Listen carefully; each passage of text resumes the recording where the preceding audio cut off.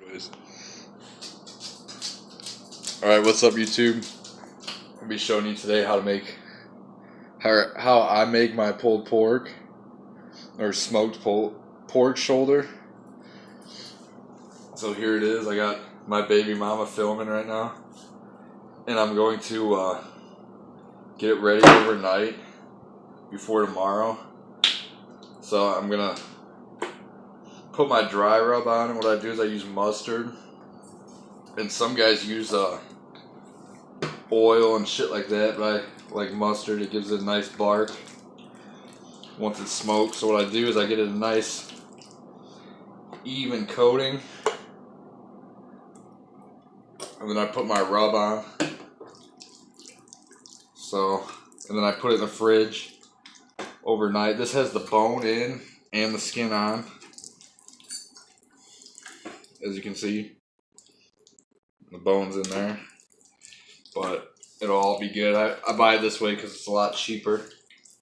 I think this was around $1 a pound, and this is, I think it's like 6.5 pounds, something like that. Yeah. Alright, I paused for a second to wash my hands off, but this is the dry rub I'm using. I used it last year on ribs and this, and on brisket, and I really liked it, so be using it this year.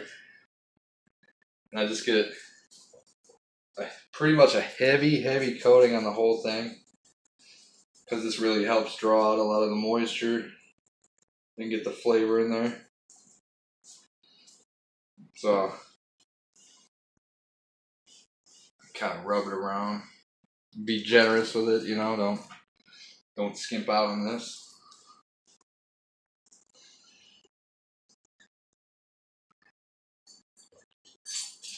I want to just get a nice coating over every piece of it, pretty much.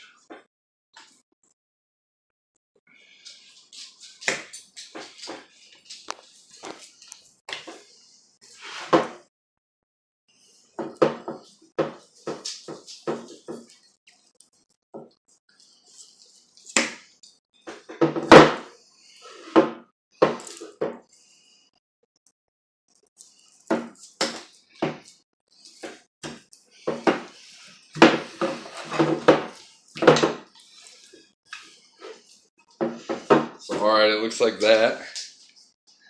Showing that. Nice coating over the whole thing. Gonna do a little more. Just make sure it's good. This Weber is pretty much just a standard dry rub. It's got brown sugar, paprika, you know, just all the basic spices in most dry rubs, but it's cheap and it tastes pretty good. So I'm gonna go ahead and put this in the fridge, and then I'm gonna be getting up pretty early and starting up my grill / smoker and get this going, and I'll get back to you. Alright, what's up? It's the following day. Following morning. Just starting to get my grill going. I got my charcoal going. Just barely too, just a little bit. And like I said in my previous videos, I use Kingsford because I like it. It burns a lot more evenly. Burns a lot longer than lump charcoal. And people who say it gives it a weird flavor and all this shit, you know, I don't taste it. And then also where I'm at, Kingsford's more expensive than lump. But like it's more expensive pound for pound than like the Cowboy, and then the red one, I forget what it's called, but it comes in a red bag. But I just don't like it. It's too hard to control for me, and it doesn't burn long enough. It burns really hot though, I'll give it that. Lump charcoal burns way hotter than this. But the only downside about this is it makes a lot of ash, and other than that, that's all I found. But here I got some hickory chunks. I'm just going to put a few in here, give it a nice little smoke.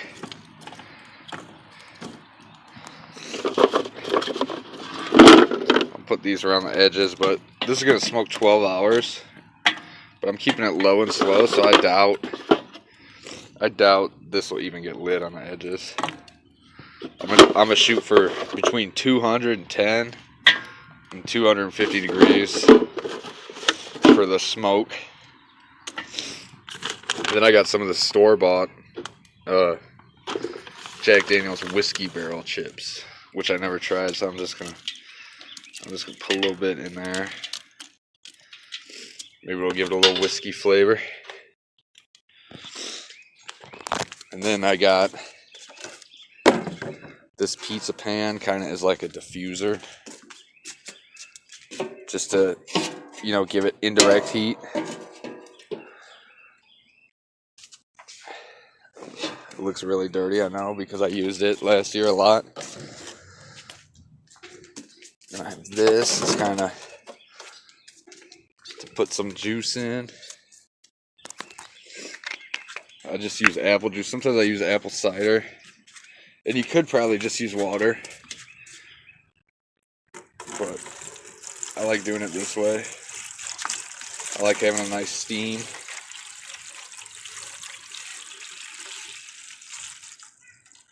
I'm going to use about that much. And then the rest I'm going to save. And as my pork shoulder's cooking, I'm going to mist it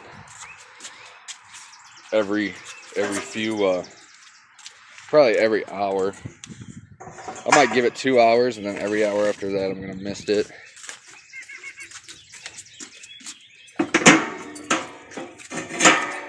But what you're going for when you're smoking is you don't actually want a ton of smoke. You want a nice light blue smoke. And I got digital thermometer with 2 probes. One I'm going to put on my grate so I can monitor the temp of my grate, because I don't know if I really trust the built-in grill temp or built-in grill thermometer. And I got another probe I'm going to use here for my meat. So I'm going to shut this down. I'm going to leave the vents about half open until it gets up to about 170. And then I'm going to slowly start closing them so I could kind of hold it right at, like I said, right in between 210 and 250, somewhere in there. But, alright, I'll get back to you. Alright, what's up? I'm back. I don't hope this isn't all sideways like my other video. But my grill's about 217. It's about 73 out. So I'm gonna go ahead and add this. And as you can see, that dry rub overnight took out a lot of moisture. And yeah, it looks pretty good.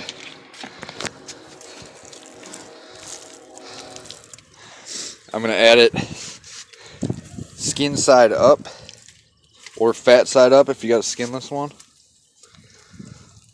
About just like that. And then I'm gonna put my meat probe in it. And then I'll come back to you in about 2 hours. I'm gonna check on it every hour. But you know, that's pretty boring and it'd make a very long video. So I'm just gonna come back every 2 hours with the camera. But alright, we'll get back to you. Alright, what's up everyone? I'm back. It's been about 2 hours, maybe a little less, maybe an hour and 40 minutes. And my grill has been in between about 235 and 242 this whole time. And the meat's up to 126, so I'm gonna go ahead and peek on it, put some marinade on it, or baste, and all this is just apple juice, and then I mix some of the dry rub in there, so I'm just gonna lather that on. And after this, I'm not gonna come back and look for probably 4 hours, because I looked. I said last night this was 6.5 pounds, but I was wrong. It's actually 7.5 pounds. So this is going to take about 14 hours to cook. And I like it to get up to, people generally go for like maybe 195 or so. But I like my pork shoulder around 200 to 201 before it's ready, because I like it to just like melt apart, you know. I like it to fall apart. No, if you like a little texture, you know, then go ahead and do it at 195, but I like my shit to be like butter. So that's what it's looking like so far. You see that dry rub is gonna give it a nice bark. I got juice in the pan underneath. It's keeping it nice and moist. I was gonna spray it, but I just got this brush this year. Never got to use it, so I wanted to give it a try. But yeah, this is gonna come out good. It's gonna be good, but I might not be eating until 9 o'clock at night, because I forgot it was this big. I thought it was only 6 pounds. But that's what I love about these Kamados too, is they're kind of like set it and forget it, because they hold the temperature so well for hours. It's almost like electric, you know. I got this in the house with me.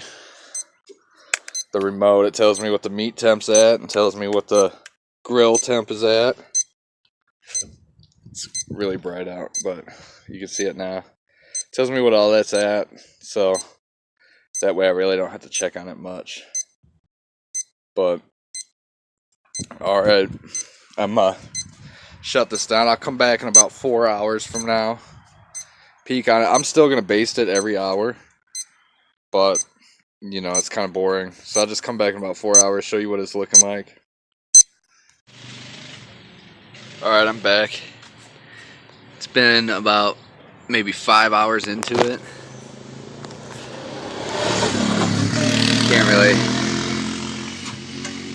Can't really see, but my grill's about 239. The meat's at 150. Normally a lot of guys call this the stall, because from here it'll take forever to climb up to 170. Then once it gets up to 170, it'll be good. My girlfriend's riding the four-wheeler around right now, so sorry about the noise, but it's just such a beautiful day. So that's what she's looking like so far. Starting to get that nice bark. Starting to get the nice bark. I'm going to go ahead and douse it down. Juice in the pan is still there. Kind of going down a bit, but not much. But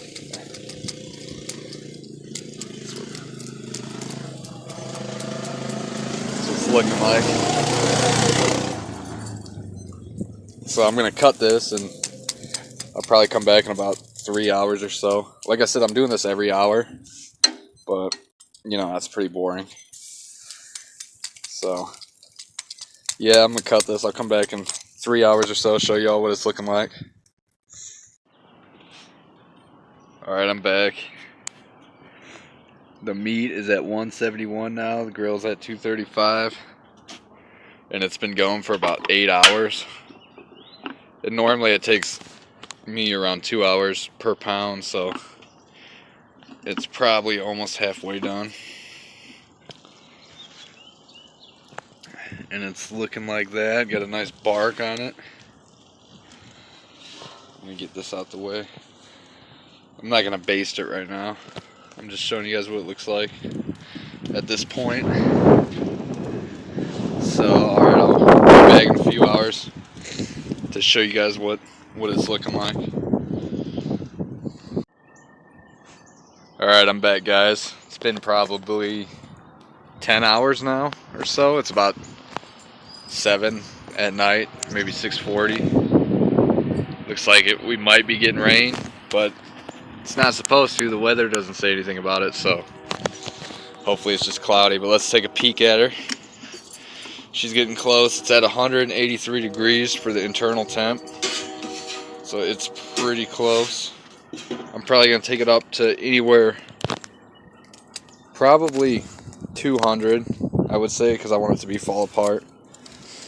But 195 to 202 is usually pretty good.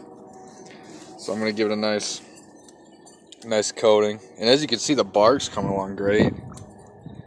That's like the best part for me. It's like fucking candy for adults, I guess. Like meat candy. It's coming along nice. Not so much right there, but oh well. That's the skin and the fat, so I'm not going to eat that anyway. But putting this glaze on.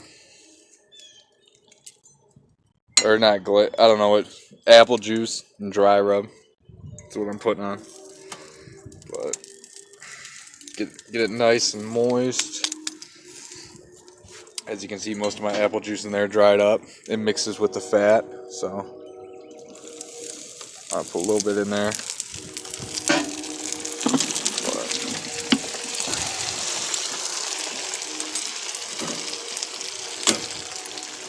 But alright, I'm gonna close this up. I'll come back. I'm not gonna come back anymore until it's done, and then I'll come back. Show you how I break it up. You know, we like pulled pork on sandwiches. You know, you use it on all kinds of stuff. So I'll just come back when it's done. Show you how I break it up. Alright, what's up YouTube? I'm back and it's done. It's up to 201 degree. So I'm gonna go ahead and shred it up. Show y'all how I do it. As you can see, it just, look at all that. That's like butter. That's literally like butter. I'm gonna get this bone out if I can find it. I kind of feel it in there. It's right there. Look how the meat just comes right off the bone like nothing. So basically what I'm going to do is shred this whole thing up like this. And then I'll come back when I plate this up and show you guys what it looks like. Alright, I'm back. And this is how I like to eat mine. I buy these buns. And then we put scoop of coleslaw. Oh shit, it all fell off. Put a little coleslaw on it. And eat it just like that. And this shit, you can't really tell. My camera's not very good, but it is so juicy. It's just so good. It's the only way I ever do pork anymore. Or pork shoulder. It's actually the only way I've ever done pork shoulder. But it's delicious. So I would say maybe out of a 7-pound pork shoulder, 7.5 pound, I got probably 6 pounds of meat or so. The bone doesn't weigh a full pound, but a lot of the fat renders out during the process. So yeah, that's pretty much my Akorn cooker, Kamado cooker, pork shoulder video. Thanks for watching.